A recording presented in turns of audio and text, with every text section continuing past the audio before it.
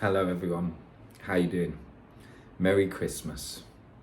Today is the 25th of December 2025, the 25th of the 12th 25. And I'm recording this message not only because I am wanting to connect with the people that I have met and known in my life who I think would care about this, but also because today I'm launching the unified Kindom. The unified kingdom, not the domain of the king, but the domain of kinship, is an idea that has been brewing in me for a long time. And now it's time to share it with the world, because the burden of carrying this idea has been too much for me and too much for the people around me. I have had a really full-on couple of years. Many of you will not be aware of the sort of things that I've been going through. I've been through a real dark night of the soul and some great losses in my life. And yet the funny thing is that those losses and all that has been stripped away from me has, I believe, happened so that I could find myself here today with no encumbrances, with nothing holding me back, nothing else to lose, everything to gain from actually standing up for what I believe in. The negative things that I have experienced in recent years and through my life, many of them are just the trials of being human in this world. And I don't know where you are today, whether you are with family, whether you are alone, whether you are struggling with family or enjoying family or wrestling with financial issues or health issues. I'm not shy to the fact that there is a great deal of human suffering that is going on this planet, and always has been. Life is difficult. It's an eternal truth that we cannot escape from. And yet, there are things which are made much more difficult by the system in which we live. And it's been torturous for me over the course of having had kind of two families. I now have 4 children, and I suffer for them. I wonder what's going to happen in this world where so many people are, we're at a very dangerous point in time in a sense, because the risk of a full totalitarian takeover and control by the banks has never been closer. We are on the precipice of an absolute totalitarian nightmare, as foretold by the likes of George Orwell in 1984 and Aldous Huxley in Brave New World. And yet, I have had incredible signs this year that, for want of a better word, God is on our side. Now, I don't use the G word very often because it can be so off-putting to people, and I understand why.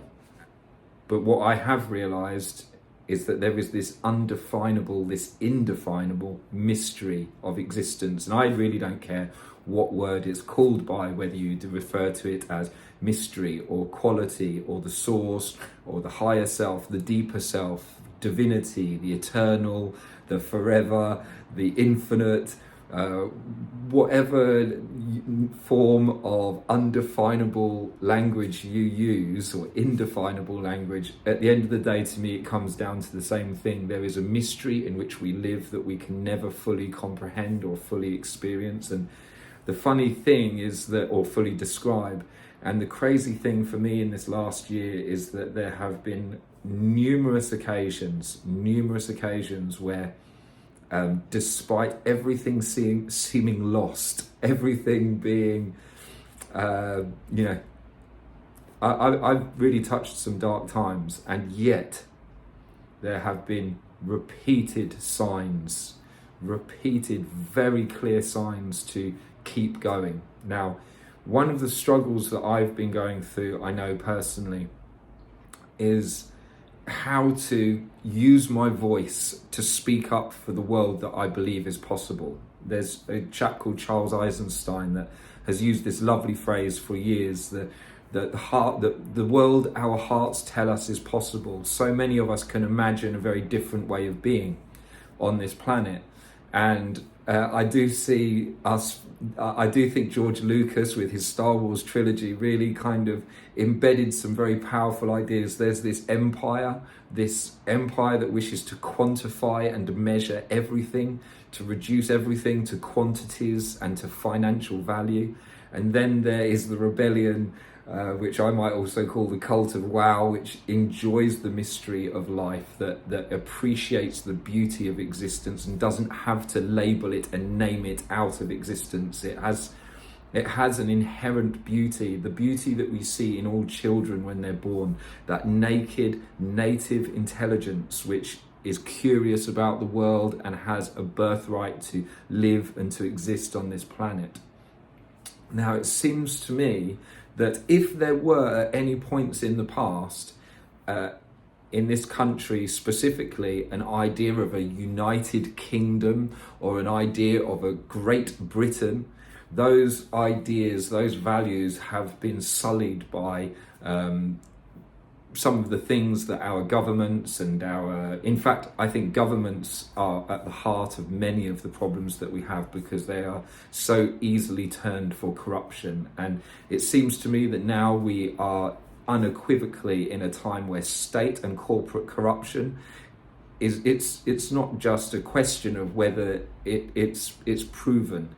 You know, nearly everything is owned by this one mega corporation that kind of overlaps between BlackRock and all of these other huge investment banks.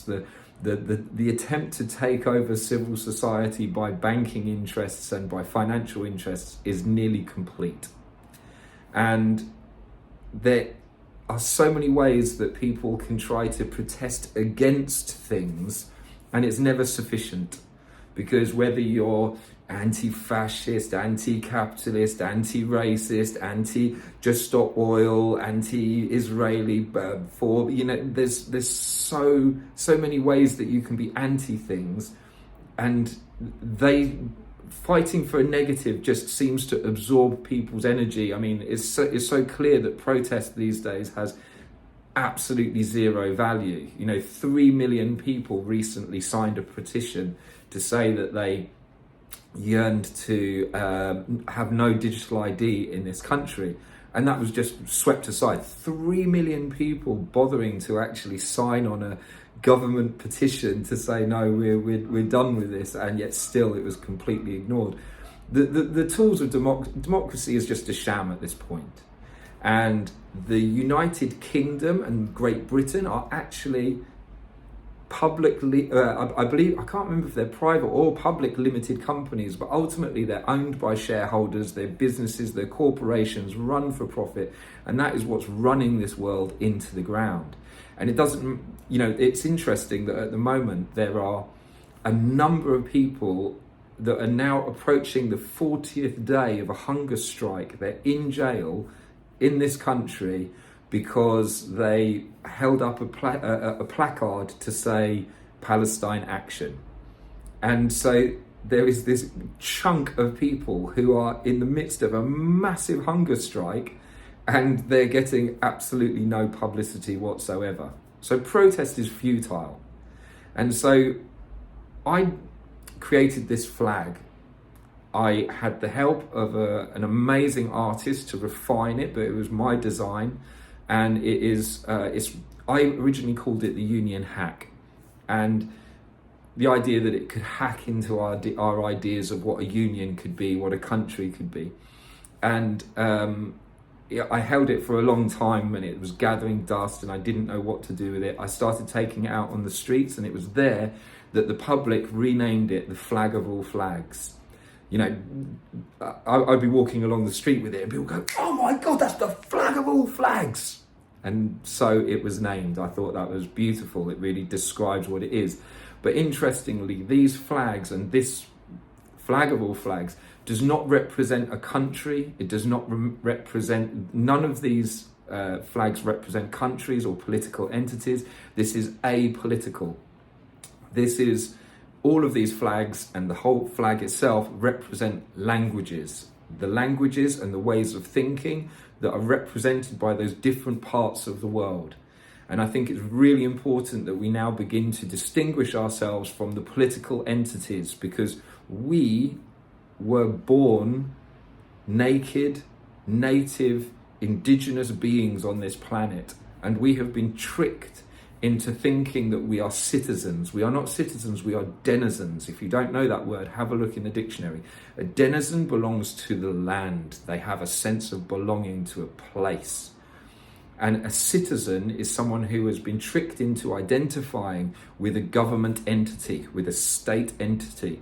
And so for me, this is no longer a time of being a good citizen. It's about being a good denizen and taking our rightful place on this earth. Now, that's very difficult to do given the system and the way that it has managed to engulf all land, all property. It's and continually taking more. So one of the ways that this can be done, and this is my declaration that I am making today. Who am I to make this declaration? Just before I get there, I am just a simple man, struggling to live, struggling to survive, yet with some certain awarenesses and capacities. And this idea is not mine. Like all ideas, they come from somewhere else and they come through us. When I play music, I channel music. I listen to the silence, I hear notes, and it comes through me. And I've had this idea of a unified kingdom, and gifts, if they're not used, can become poison to us. If we are given a gift, an idea, a talent, a skill, and we don't use it, it goes off. It goes rotten. And I can see now that so many of the personal travails that I've had in my life have basically come from me not using my gifts. And this flag, this image, this idea of a unified kingdom is something which is a gift that I haven't been utilizing, that I haven't done my duty to share with the world. And so it's been poisoning me. It's been a burden which is too much for me to carry. And so now, here today, on the 25th of December, this day is so significant. Today was particularly significant because for me, 3 days ago, I organised a solstice celebration in St. Leonard's called the Return of the Light. And there was a fire on the beach and people made lanterns to commemorate their dearly departed, placed them into this fire. There was music and there was a beautiful celebration on the seafront. Really brought people together. But for me, it was significant because it was the first time that I'd initiated a solstice celebration and named it the Return of the Light. 3 days later, as we know, 25th of December has been associated for the last 2,000 years with the birth of Jesus Christ. I don't know whether historically there was actually a figure or not. To me, it doesn't matter. The story around the stories and the metaphors that come from those biblical stories are interesting, beautiful, profound in different ways. But clearly that celebration of the solstice has been going on for thousands of years before then. The sun, it's called solstice because that's the stilling of the sun. And the sun is lowering its trajectory throughout the winter months until it arrives at this point where it stays still for 3 days. The highest trajectory of the sun doesn't get any lower for 3 days until there is the rebirth of the sun. This is the sun coming up today on the 25th of December 25. I come out to see the sun every morning, and nearly every day it's been hidden by a bank of cloud. Today is the first day that I have seen the sun clearly on the horizon for a long time. And it's interesting because in part of me coming through the challenges that I've had this year has been me getting healthy. I now live right by the sea and I get in the sea every day. In fact, I'm going into the sea very, very soon. And as soon as I finish this film, I'm going to go outside. I'm going to raise this flag on a flagpole on the seafront.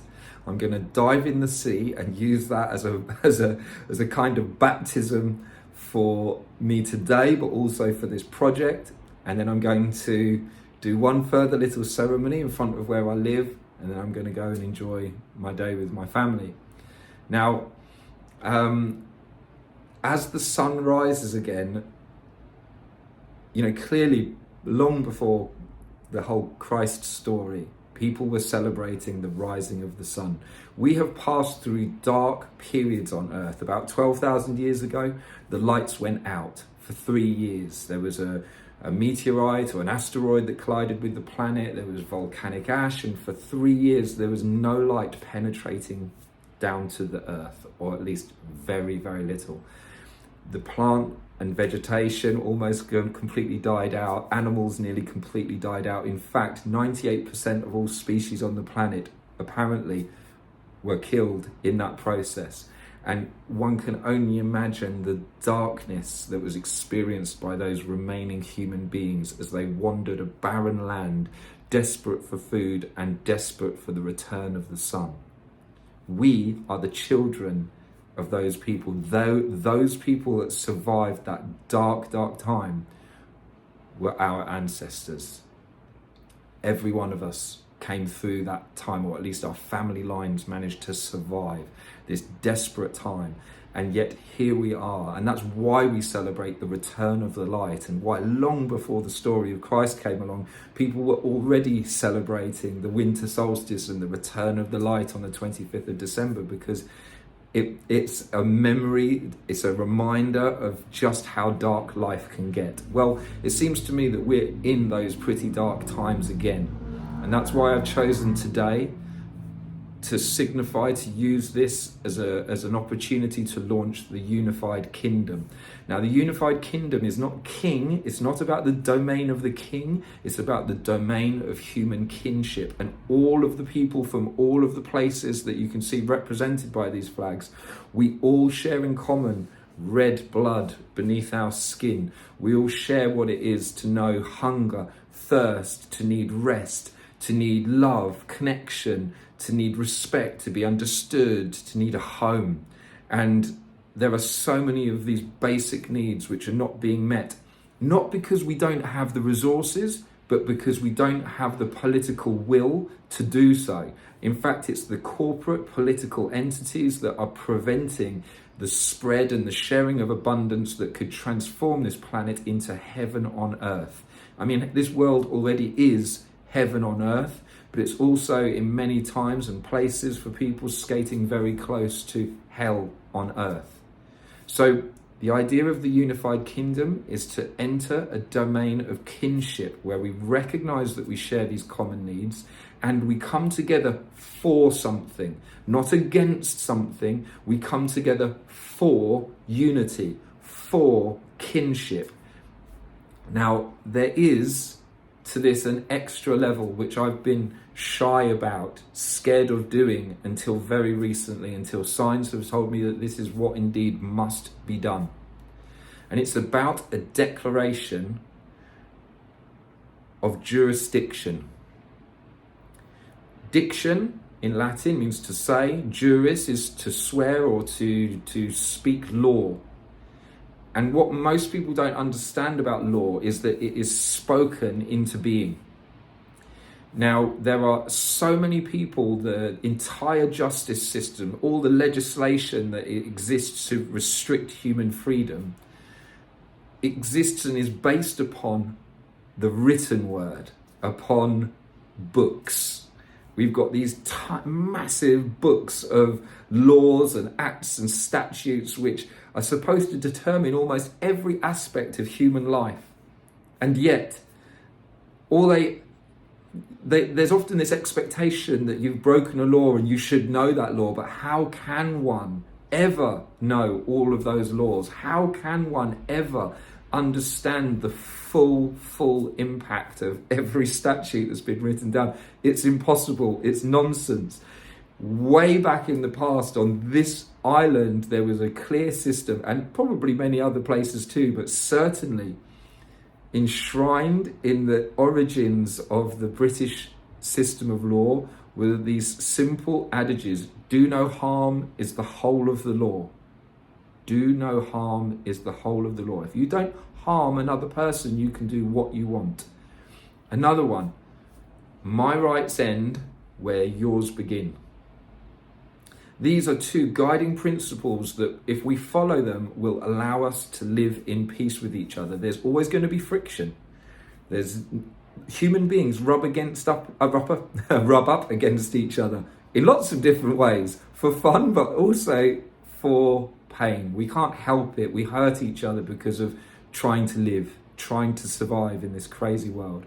So we can't avoid all conflict. Non-violence is not possible, but we can align ourselves to higher principles that allow us to resolve our differences because we're committed to something beautiful. And in the battleground of ideas, it seems to me that there's very few ideas that have stated clearly, this is what we're moving towards. Lots of people go, no, I don't want this, and I don't want that, and I don't want this, but what are we moving towards? What do we wish for?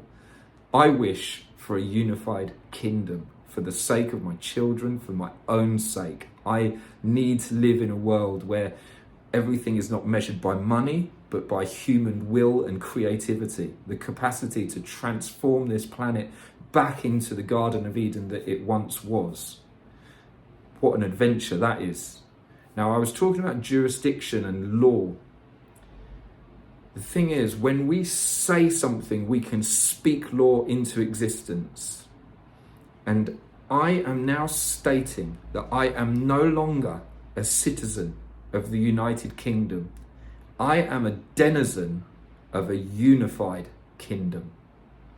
And here on this date, I invite everybody else to join me. Why pay taxes to a corporate system that is unleashing genocide in other parts of the world, where the HM Treasury, the HMRC have been proven to be fraudulent and corrupt beyond imaginings in recent years? There's the premise that was used of honor and dignity and freedom has been completely overturned. In this country, they have recently not just gone across the public's desire to not have digital ID, but they've also taken away the right to trial by jury, which is historically the one defense against tyranny. So we now are living in tyrannical times, and it's going to get worse unless we stand positively in our power as native indigenous beings of a unified kingdom. So today I'm using my word, my heart, to say I no longer live in the United Kingdom. I live in a unified kingdom. I shall pay no tax to any government that claims authority over me. What do they base those claims on? They base it on bits of paper. Well, I am a living being, and I will not subjugate myself to bits of paper, to these spurious claims of authority. I am my own human being, and I live in a unified kingdom. And if you wish to join me, and if you wish to help propagate this idea, and to also be an ambassador for a unified kingdom, then I will be very honored for you to join me. So I've launched a Patreon. I've realized that I cannot sustain myself in this financial system doing things that are not my heart's desire any longer. I've been chasing my tail in this rat race to survive, and I cannot do it any longer. It's time for me to stand up and be counted. Now, who am I to birth this into existence? I don't know. I haven't got any claim of being special. I've been carrying this baby inside me for at least 10 years. And this pregnancy has been torturous, and I've been trying to protect these ideas, and now it's time to give birth to them and share them with the world. So from this point on, I can only pray that people share the blessing and the care that is required, the caretaking that we will need to show to take this idea and allow it to come to its fruition in a way that can change all of our lives. So this is my Christmas message. Who am I to leave a Christmas message? Well, some people might call me a queen. You could call me the Queen of the Unified Kingdom because I'm giving birth to something, but I don't make any such claims. My name is Ian. That's my name. I was called Ian at birth. And for this project, I'm going to be using the name Tim Ruth. I'm going to appear publicly as Tim Ruth. That's an anagram of I'm Truth. To me, the names are less important than the meaning and the sense and how this is communicated. So with love, I don't know where you are today. I reach out to you, and I know that if you're suffering, I just want you to know that I have been suffering too. And we don't need to suffer needlessly. Today, Christmas Day, I'm going to begin a 12-day fast, and I intend to have another big fast this year. I'll tell people more about that when that is due to happen. But just to say, my health has been transformed since beginning to fast, beginning to really take care of myself and the food that I'm eating, not eating too many grains, trying to avoid them altogether. There are things that we can do that can transform how we feel. And I've been scared and I have been terrified. And fasting has actually been a remedy that has transformed my experience of day-to-day life. So I'm going to go inwards for the next 12 days, although at the same time I'm going to be sharing a lot of output that I have been holding back for a long time. So thank you for giving me your attention as much as you have. If you made it this far, I really appreciate it. Thank you so much, and I'm off to raise this flag.